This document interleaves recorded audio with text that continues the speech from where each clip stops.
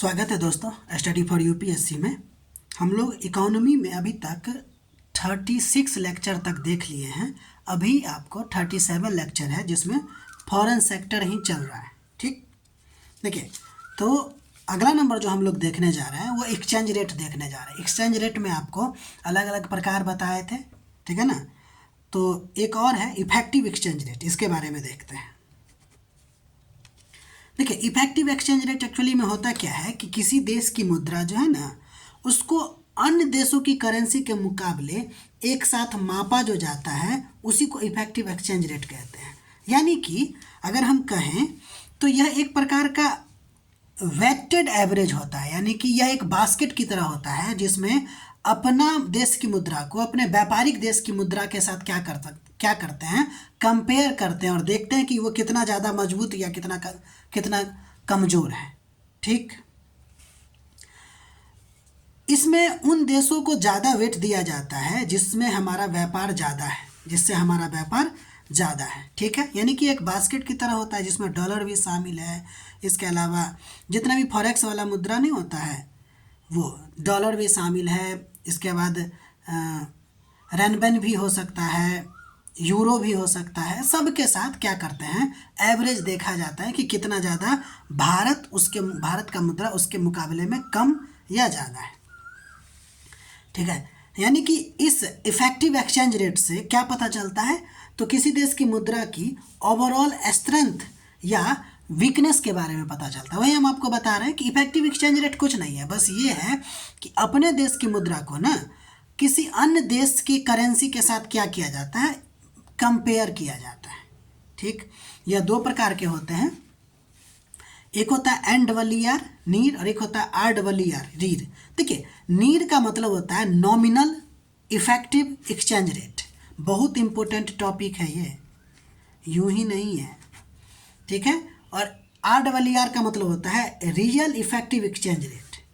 ठीक, बस ये बात ध्यान रखिए कि जब नॉमिनल की बात करते हैं तो सिर्फ नॉमिनल रेट को क्या किया जाता है का औसत देखा जाता है, जिसमें इन्फ्लेशन को इग्नोर किया जाता है। ध्यान रखिएगा, जब नॉमिनल एक्सचेंज रेट की बात हो यानी कि नॉमिनल इफेक्टिव एक्सचेंज रेट की बात हो तो इन्फ्लेशन को ध्यान में नहीं रखा जाता है।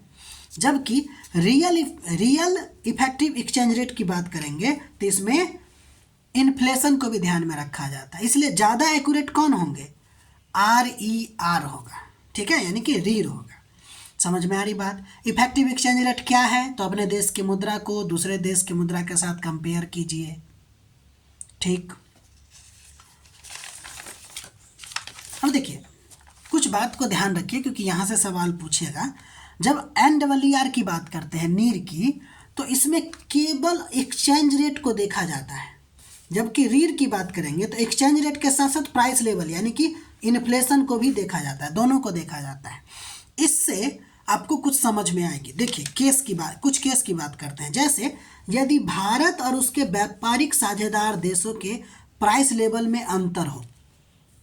देखिए हम इफेक्टिव एक्सचेंज रेट की बात जब कर रहे हैं तो अपने देश के रुपया का मुकाबला अन्य देशों के साथ करते हैं ना, तो उसको देखिए कि उसका क्या इफेक्ट पड़ेगा। अगर हमारे देश में किसी वस्तु का प्राइस लेवल दूसरे देश में जो प्राइस लेवल है उससे ज़्यादा या कम है तो क्या इफेक्ट पड़ेगा नीर और रीर पे। तो देखिए एन-डबल-ई-आर पे अगर प्रभाव देखिए तो कोई प्रभाव नहीं पड़ेगा। ध्यान रखिएगा, कोई प्रभाव नहीं पड़ेगा, चाहे इन्फ्लेशन बढ़े या घटे, क्योंकि नीर में हम लोग इन्फ्लेशन को ध्यान नहीं ना रखते, नॉमिनल वाला है ना।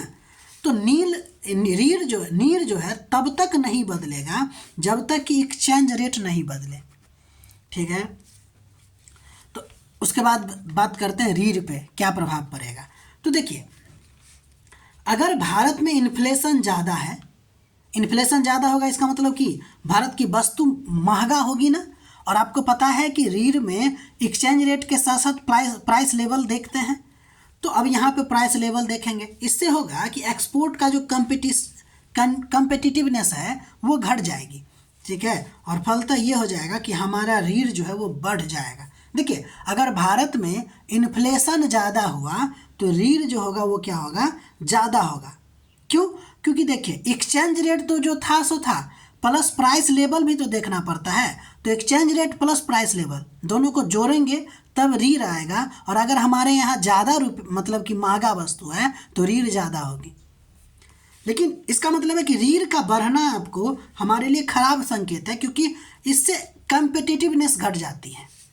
केस नंबर 2, अगर इन्फ्लेशन कम होगी तो आपको रीर कम होगा और ये हमारे लिए अच्छा स्थिति होता है।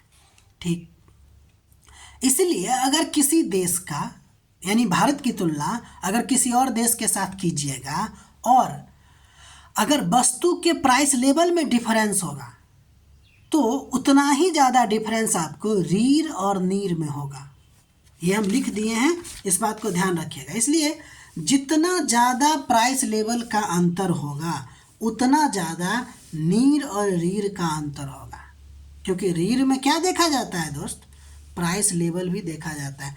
यूपीएससी इसी पे आपको 2022 में क्वेश्चन भी पूछी थी, 2022 में, ठीक है ना, इस बात को ध्यान रखिएगा। ठीक है, अब हम अगला नंबर देखेंगे, मुद्रा की परिवर्तनीयता यानी कि कन्वर्टिबिलिटी ऑफ करेंसी। देखिए, कन्वर्टिबिलिटी ऑफ करेंसी का सिंपल मतलब अपने देश की जो स्वदेशी मुद्रा है उसको आसानी से दूसरी विदेशी मुद्रा में बदलने की स्वतंत्रता। अगर अपने देश की मुद्रा को आसानी से बदल लेते हैं विदेशी मुद्रा में तो वही है मुद्रा की कन्वर्टिबिलिटी यानी कि मुद्रा की परिवर्तनीयता। कभी कभी तो डायरेक्ट इससे मतलब इसके परिभाषा पर ही सवाल आपको देखने को मिल जाएंगे। अर्थात अगर भारतीय रुपया बिना रिस्ट्रिक्शन के डॉलर या किसी अन्य करेंसी में बदल सकते हैं तो कहा जाएगा भारतीय रुपया कन्वर्टिबल है।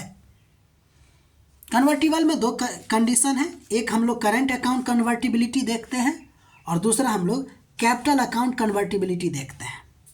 ठीक है, तो देखिए कैपिटल करंट अकाउंट कन्वर्टिबिलिटी का मतलब इंपोर्ट एक्सपोर्ट देखते हैं, ट्रैवल देखते हैं, एजुकेशन अब्रॉड में जो करते हैं वो सब देखा जाता है, यानी कि रोज़मर्रा की जो ज़िंदगी से जुड़ा हुआ चीज़ें होती है वो कैपिटल अकाउंट में आती है। तो ये फुल्ली कन्वर्टिबल है। इस बात को ध्यान रखिएगा कि हमारे देश में मुद्रा परिवर्तनीयता में जो करंट अकाउंट वाला है कन्वर्टिबिलिटी वो पूरी तरह से है, फुल्ली कन्वर्टिबल है। लेकिन कैपिटल अकाउंट जो निवेश से जुड़ा हुआ है वो आपको पूरी तरह से अलाउड नहीं है, यानी कि पार्शियली है। ठीक, देखिए अगर ओवरऑल पूछेगा कि भारत की जो मुद्रा परिवर्तनीयता है वो फुल्ली कन्वर्टिबल है पार्शियली, तो हम लोग कहेंगे पार्शियली है, पूर्ण परिवर्तनीयता नहीं है हमारे भारत में। ठीक है, लेकिन अगर बदल के पूछेगा ऐसे कि करंट अकाउंट और कैपिटल अकाउंट में, तो कहेंगे करंट अकाउंट में फुल्ली कन्वर्टिबल है जबकि कैपिटल अकाउंट में पूरी तरह से अलाउड नहीं है, यानी पार्शियली है। ठीक, और ध्यान दीजिए अगर फुल्ली कन्वर्टिबल हो जाए तो रिस्की हो सकता है हमारे लिए, क्योंकि अचानक कैपिटल आउटफ्लो हो जाएगा, फाइनेंशियल क्राइसिस आ जाएंगे।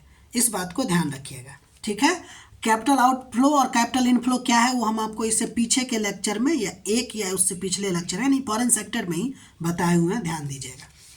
ठीक है, अब देखिए एक समिति है तारपोर समिति, इसका गठन 1997 में हुआ था। इसको इसी उद्देश्य के लिए किया गया था कि क्या रुपया को पूरी तरह से कैपिटल अकाउंट कन्वर्टिबिलिटी दी जा सकती है, यानी कि देखिए करंट अकाउंट में तो कन्वर्टिबिलिटी है ही, इसमें तो कोई डाउट ही नहीं है ना, 1994 या 97 से ही है। लेकिन कैपिटल अकाउंट में कन्वर्टिबिलिटी दी जा सकती है कि नहीं, इसके लिए तारपोर समिति का गठन हुआ था और इसकी सिफारिश थी कि भाई तुरंत लागू मत कीजिए बल्कि फेज वाइज यानी कि चरणबद्ध तरीके से कीजिए। ठीक है, नहीं तो क्या होगा, कैपिटल आउटफ्लो बढ़ेगा, फाइनेंशियल क्राइसिस हम लोगों में आ सकती है। तो ये बात को ध्यान रखिएगा। तो आज के लिए इतना ही। बाकी अगर आपको हमारा प्रयास अच्छा लग रहा है तो लाइक कीजिए, शेयर कीजिए, सब्सक्राइब कीजिए और अपना पढ़ाई करते रहिए। मिलते हैं अगले वीडियो में।